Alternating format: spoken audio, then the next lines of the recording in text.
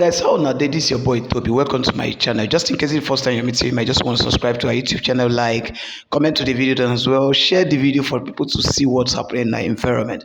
Alright, in today's update, I'm going to show you a video clip of a 16 years old gender advocate that unseats the Speaker House of the Representatives. So you guys, I want you guys to come down and watch this video and drop your opinion in the comment section. Watch the video. Honorable colleagues, I'm pleased to announce the House joins the global community in commemorating the International Day of the Girl Child. This day highlights the challenges faced by girls around the world while celebrating their resilience, potential, and crucial role in shaping a better future. In recognition of this special occasion, we have the privilege of welcoming girls from public secondary schools across the Federal Capital Territory who are present today to observe our proceedings. Their presence is a reminder of the importance of investing in the education and empowerment of our young girls in Nigeria. Furthermore, the House is proud to introduce Ms. Isabel Anani, our Speaker for the day. Isabel is a remarkable young leader and a girl advocate for gender equality. She is also the youngest member of the Technical Working Group for Adolescent Health and Well-being in Nigeria, as well as a UNICEF Young Influencer. Isabel was chosen for this prestigious role after emerging first among candidates across Nigeria following an open call and a rigorous interview process. Throughout the day, she will shadow the Right Honorable Speaker, both during today's plenary session and in meetings, as part of our effort to empower young leaders. In the spirit of this celebration, I call on all honorable members to join me in a round of applause for Isabel and for all Nigerian girls who continue to demonstrate immense strength, ambition, and determination in overcoming barriers. Thank you very much. Ms. Isabel, is she around? Please proceed. Is she around? Please proceed.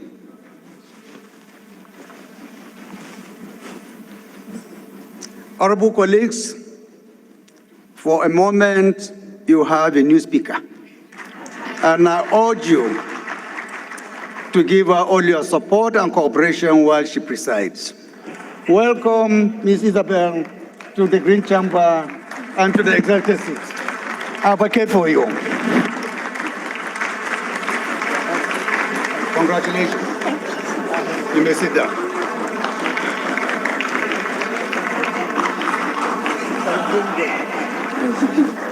Sorry? Yes.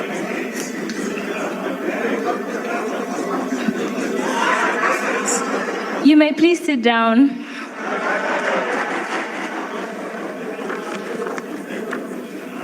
Good morning, colleagues. My name is Isabel Anani, and I welcome members to this important session of today's sitting, commemorating the International Day of the Girl Child.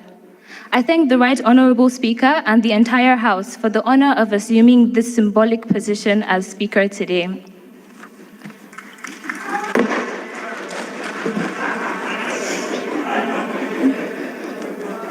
Without wasting much time, I call for the first motion of the day to be moved by Honorable Kafilat Obara, Chairman, House Committee on Women Affairs and Social Development.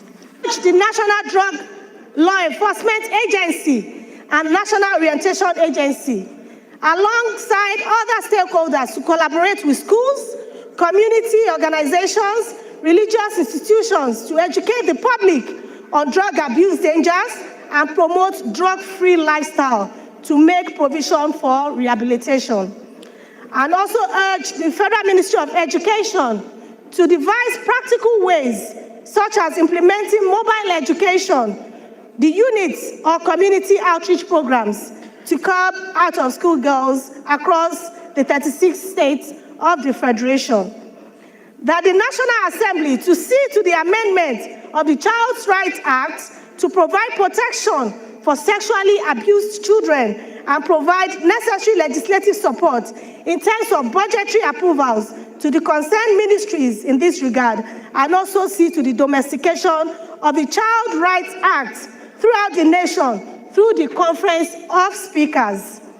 That the leadership of the House to ensure the swift passage of bills that seek to protect women and girls, like the Gender and Equal Opportunities Bill. That we mandate the Committee on Women Affairs and Social Development, Basic Education and Services to engage the NDLEA, Ministry of Education, NOA, and other stakeholders by organizing workshops, creating awareness campaigns, and monitoring progress to ensure compliance. I so move, Madam Speaker. Thank you. For any seconder. Madam Speaker, my name is Akitunde Rotimi Jr. I represent the good people of Ekiti North 1 Federal Constituency, which comprises Ikole and Oye local governments. I'm honored to stand to second this motion. I have two daughters who I believe are very inspired by the Right Honorable Speaker today. I rise to second the motion. Thank you very much. Those in favor of the motion say aye. Those against say nay. The ayes have it.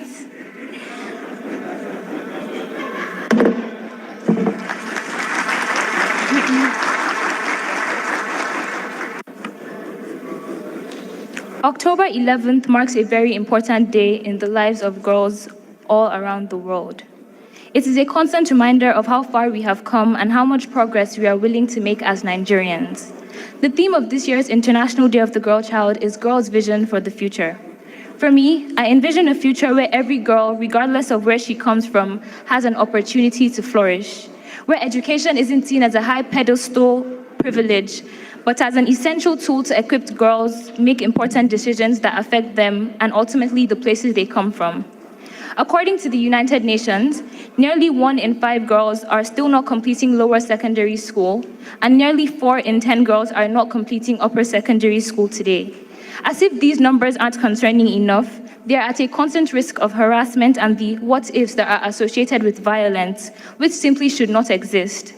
I want a future where we don't have to combat all the overwhelming experiences of childhood and adolescence alone, where girls aren't discriminated because of their bodily functions and are encouraged when they want to take the mantle in places like politics and STEM, and feel safe and feel like they are wanted. As an aspiring woman in STEM, yes, I'm an engineering student, I know what it is like to be the only girl in male-dominated spaces. However, I don't want to be the only girl. I want to be one of many.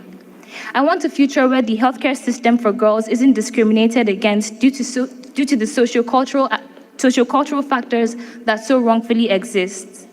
Girls are breaking boundaries, regardless of the stereotypes and exclusion, which include the marginalization and living with disabilities. And they are doing so regardless of what society says. I've been able to be on the ends of both tables, fortunately. I've been in rooms like this, with change makers, advocates, and leaders who are ardent about change through my work in advocacy with Plan International. That side looks hopeful and bright, as the advocates and leaders are willing to make this change. The other end is where I have heart-to-hearts with my friends and people around me who think that they cannot be anything compared to their male counterparts.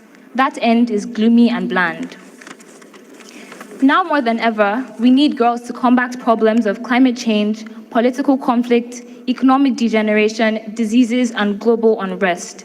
We need to ensure that for every girl, there is access to healthcare that protects her and understands her needs, access to quality education that enables her to reach her potential, safety from violence and harmful practices that affect her physically, emotionally, and mentally.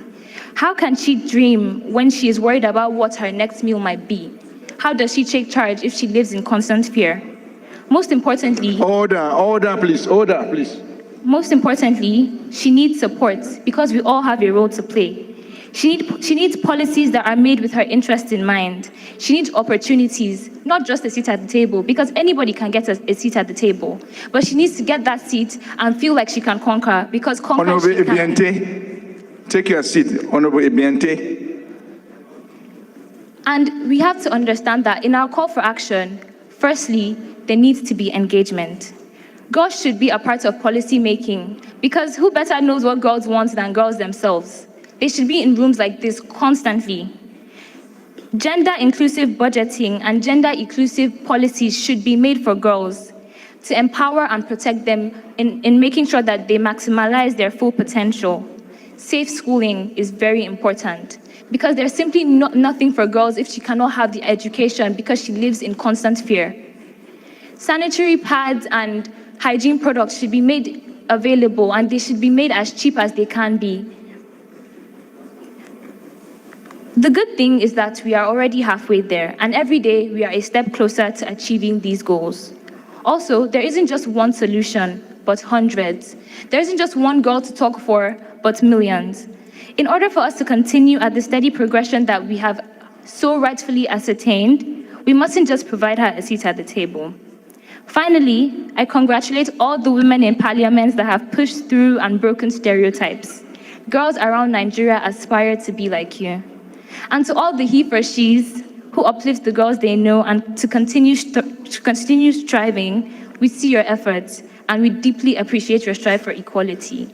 And don't forget that the marathon continues, but fortunately, we are already halfway there. It is now my pleasure to invite the Right Honourable Speaker, His Excellency Honourable Abbas Tajudeen, PhD, a he for she, the original one at that, to take over the business of the day. Thank you. One federal constituency, Edo State. I rise to move that this session be brought to a close and to revert to plenary. I so move. My dear colleagues, Kingsley Chinda, Obiabo Federal Constituency, I rise to most humbly second the motion that we do revert to normal plenary. I so second. Those in favor say aye.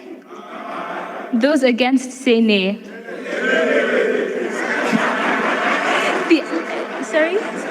The ayes have it.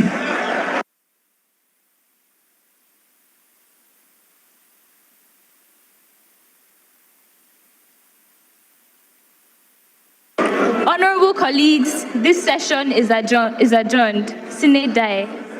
Thank you.